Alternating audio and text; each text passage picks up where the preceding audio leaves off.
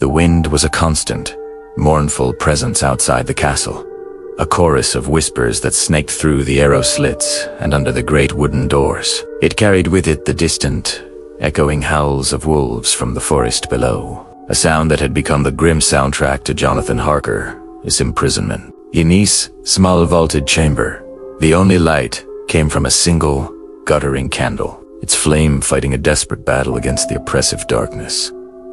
The shadows it cast were not still. They pulsed and stretched like living things upon the ancient stone. Jonathan sat hunched at a rough-hewn table, the nib of his pen scratching frantically across the page of his diary. His hand, he noticed with distant disgust, was trembling. 3 weeks, he wrote. The words bleeding into the paper. For 21 days and nights, I have been a guest in this carrion house. The doors are barred from without. The windows look out upon a drop so profound it turns the stomach to contemplate. I am a prisoner of stone and silence. But tonight, the silence was broken by a vision from a madman's nightmare. His mind, feverish with isolation, replayed the encounter from just a few hours prior. As dusk had stained the sky, the door had opened without a sound, and Count Dracula had entered. He moved with an eerie, fluid grace, his black-clad form seeming to absorb the fading light. His eyes had gone immediately to Jonathan's one remaining suit of clothes, laid carefully over a chair to air. Your garments, Dracula had stated, his voice a low vibration in the quiet room. They have drunk the last of the sun. A cold knot had formed in Jonathan's stomach. He had not taken them outside. The Count had then glided over, taken the lapel of the coat between his pale, long-fingered hands, and raised it to his face. He inhaled deeply, his eyes closing for a moment in what looked like perverse pleasure. The scent of English wool, he had murmured, overlaid with the dust of the road, the salt of your sweat, and the faint, sweet trace of your fear. It is a potent bouquet, Mr. Harker. A signature. The memory was a cold finger tracing Jonathan's spine. Now, in the deepest well of the night, a sudden and profound sense of wrongness pulled him from his morbid recollection. It was a primal alarm, a feeling in the very marrow of his bones that the world had tilted off its axis. He pushed back from the table, the chair legs shrieking against the flagstones.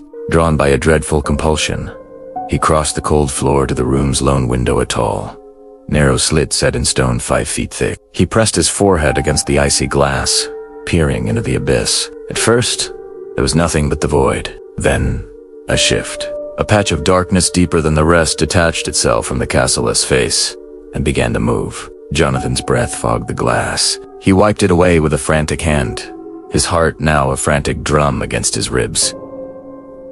It was the shape of a man, but this man defied all nature. He was descending the sheer, vertical cliff face of the castle wall headfirst. His body was parallel to the ground far below, his hands and feet finding purchase on invisible holds. The man's coat of familiar gray, tweed flapped and snapped in the gusting wind like a flag of surrender. A sound escaped Jonathan's lips, a whimper of pure, undiluted terror. This was not climbing, this was something else. Something insane. No, he breathed, the word a ghost on the air. Dear God, no, this is not happening. As if summoned by his denial, a tattered veil of cloud slid away from the moon. A blade of sickly, silver light fell directly upon the climber. The illumination was brief, but mercilessly clear. Jonathan's knees buckled. He gripped the stone sill to keep from falling. The figure wore his traveling suit the very one Dracula had admired, but the face turned momentarily upwards was not his own. It was the Count's. A mask of corpse-like pallor, the lips a lurid wet, red against the white skin, and the eye stay caught the moonlight and reflected it back as 2 pinpricks of smoldering crimson, like distant coals in a dead fire. The face was twisted into a smile of intense, predatory concentration, and for a fleeting second, those hellish eyes seemed to look directly up, meeting Jonathan's own through the window pane. A smile widened, revealing a flash of sharp, white teeth, transfixed by horror. Jonathan watched the monstrous parody of himself scuttle down the precipice with a speed that was utterly grotesque. The creature's fingers, tipped with nails that were long, thick, and dark like claws, dug into minute crevices between the stones. Its toes, still encased in Jonathan's own boots, curled over impossible ledges with the prehensile grip of a bat. It moved with a horrible, confident grace, a spider claiming its web. Every rational thought shattered. This was not a man. This was something that wore the skin of a man, something that had crawled from a tomb and learned to mimic the living. "He's leaving," Jonathan whispered, the realization dawning with the weight of a tombstone. "He's going out into the world. Wearing my skin, what will it do? What crime will he commit? With my face smiling at the witnesses." Revulsion and panic finally broke his paralysis. He staggered back from the window, a cry strangling in his throat. He lunged for the heavy oak door of his room, grabbing the iron ring handle with both hands, throwing his whole weight against it. It did not budge a fraction. The lock was a solid, unfeeling thing. He turned and ran to the other door, the one that connected to the Count's private chambers, pounding on it with his fists until they ached. "Let me out," he screamed, his voice raw and breaking. "Do you hear me?" Only the echo of his own desperation answered. He was entombed. While he raged in his gilded cage, the monster was free, wearing his identity like a stolen cloak. "The thaw of Mina!" Her sweet face lighting up at the sight of him. To sting was an agony more piercing than any physical pain. The hours that followed were a slow descent into a waking nightmare. He paced the confines of his room until his legs burned, his mind a whirlwind of dreadful scenarios. He stood sentinel at the window, staring into the blackness until his eyes blurred, waiting for the horror to return. The night stretched on, an eternity of cold and fear, when the first feeble hint of dawn began to leach the black from the sky, turning it to a dull, heartless gray. The silence was broken by the soft, precise click of the lock. The door swung inward without a sound. Count Dracula stood on the threshold, backlit by the gloom of the outer corridor. He was still impeccably dressed in Jonathan Harker's stolen suite, but the transformation was stark. The clothes, once neat, were now disheveled. The collar of the shirt was twisted, and there, on the crisp white cotton, were ugly, rust-brown stains. More stains, dark and wet, blotched the cuffs and speckled the front of the waistcoat. The Count himself seemed invigorated, almost vibrantly alive. His pale skin held a faint, treacherous glow, and his eyes were bright, clear, and depthless. A single, dark droplet clung to the corner of his mouth. As he stepped into the room, Jonathan caught a faint, coppery smell, cutting through the usual musty odor of old stone to smell of blood. Jonathan could only stare, his gaze locked on the defilement of his own garments. The evidence of some terrible, nocturnal deed was written there in bold, crimson strokes. "You look unwell, my friend," Dracula said, his voice a silken rumble that filled the small space.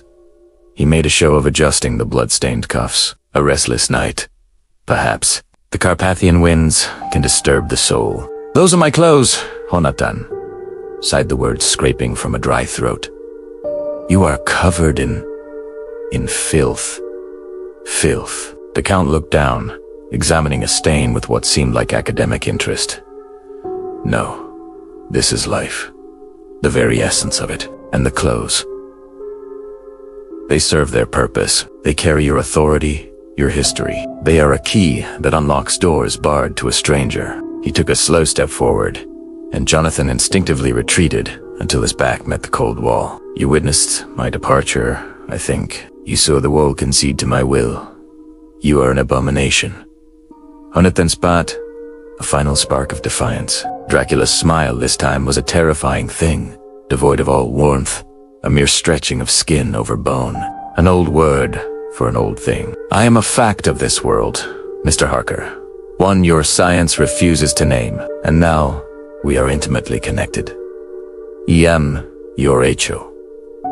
Your very face is now a mask I can wear."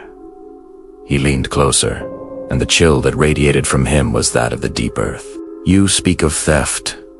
I speak of inheritance. Soon, I will walk the crowded streets of your London. I will shake hands with your colleagues. I will kneel beside your beloved Mina, and she will see only you, smell only your scent on this coat. She will welcome me into her heart and her home. never knowing the truth that knocks upon her door. The full, grotesque plan unfolded in Jonathan's mind with chilling clarity. He was not just to die. He was to be erased and replaced. His life, his love, his very identity were being consumed. With a last, lingering look that seemed to drink in Jonathan's despair, Dracula turned. He paused at the door. "Rest. Now you have a part to play yet." The captive lends credence to the traveler. The door closed softly. The key turned once, twice, securing his fate. Jonathan slid down the wall to the floor, all strength gone. After a long while, he crawled to the window. The sun was fully risen now, casting long shadows over the wild, beautiful, and terrifying landscape. His eyes scanned the distant tree line, and there was it as frayed nerves. Or did he see a swift, dark figure, a gray speck against the green, moving with unnatural speed into the depths of the forest until it was swallowed whole? He dragged himself to the table, to the open diary. The pen felt like a lead weight. He dipped it in the ink, now almost dry, and began to write, the letters shaky and stark. Dawn has come. I write this now, knowing it may be my final entry within these cursed walls. I am no longer a prisoner. A prisoner hopes for release. I am a ghost, a man already dead, whose body has not yet been informed. My life has been plundered, my face copied by a master forger from hell. And the worst horror of all is this: he is out there now, wearing me, and the world will embrace him as its own.